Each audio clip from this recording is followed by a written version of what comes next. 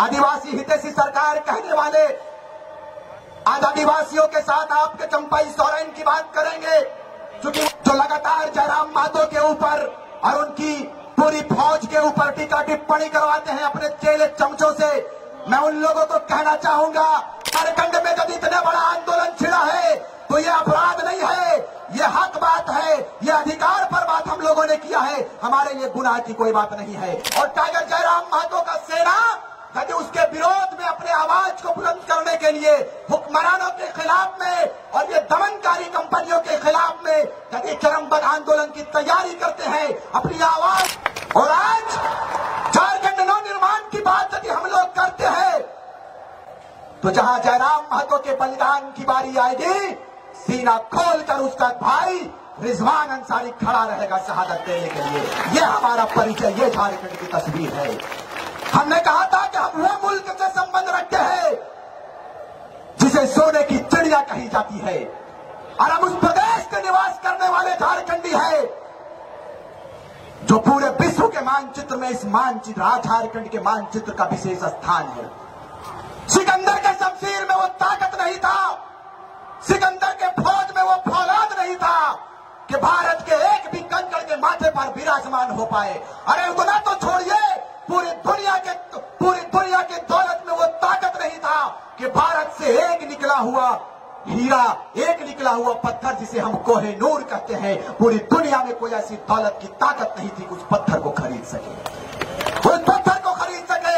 तभी अल्लामा इकबाल ने कहा था कि यूनानो मिस्र रोमा सब मिट गए जहां से, यूनानो मिस्र रोमा सब मिट गए जहां से, कुछ बात है कि हस्ती मिटती नहीं हमारी, सदियों रहा है दुश्मन दौरे जहां हमारा, सारे जहां से अच्छा हिंदुस्तां हमारा, सारे जहां से अच्छा हिंदुस्तां हमारा। आप हमें बांटने का प्रयास करते हो।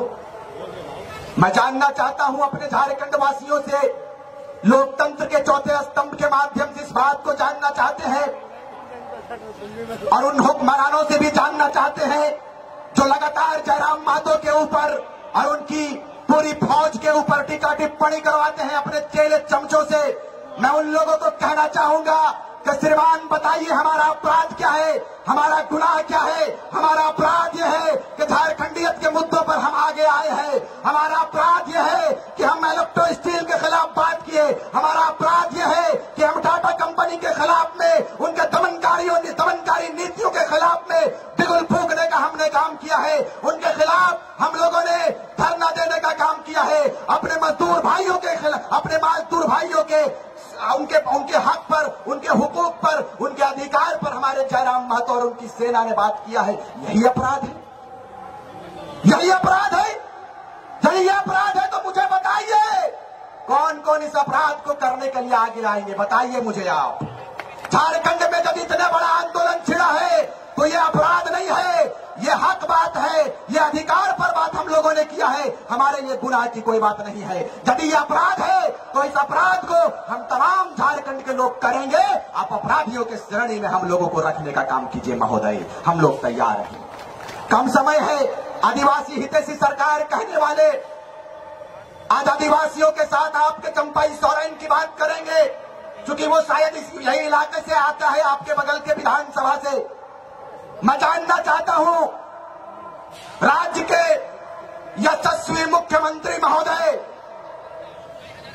कि आप कहते हैं कि हम आदिवासी हितैषी सरकार है, मुस्लिम हितैषी सरकार है, मुस्लिमों की सुरक्षा पर बात करते हैं, आदिवासियों की सुरक्षा पर बात करते हैं, लेकिन यही कंपनियों की जब हम लोग बात करें और कंपनियों में यदि हमारी जमीन चली जाती है और टाइगर जयराम महतो का सेना यदि उसके विरोध में अपने आवाज को बुलंद करने के लिए हुक्मरानों के खिलाफ में और ये दमनकारी कंपनियों के खिलाफ में यदि चरमपंथ आंदोलन की तैयारी करते हैं, अपनी आवाज को यदि बुलंद करने का एक कदम आगे बढ़ने का प्रयास करते हैं, तो अफसोस के साथ इस बात को कहते हैं कि हमारे माडी जैसे नौजवान को जेल की सलाखों के पीछे डाल दिया जाता है। यही तस्वीर है आपकी, यही तस्वीर है आपकी। बताइए उन नौजवानों का क्या दोष था, उन माओं का क्या दोष था, उन बहनों का क्या दोष था जो आज लगभग 2 महीने से जेल के सलाखों के पीछे पड़ा है। आपका दिल नहीं होता है मान्यवर कि ये आपके बच्चे हैं, ये आपकी बेटियां हैं, ये आपकी माएं हैं। अरे भाई मैं गया था, हमारा पूरा टीम गया हुआ था कोल्हान का, मैं जेल के अंदर उनसे मिलकर आया। वो बच्चा रो रहा था जी, रो रहा था वो।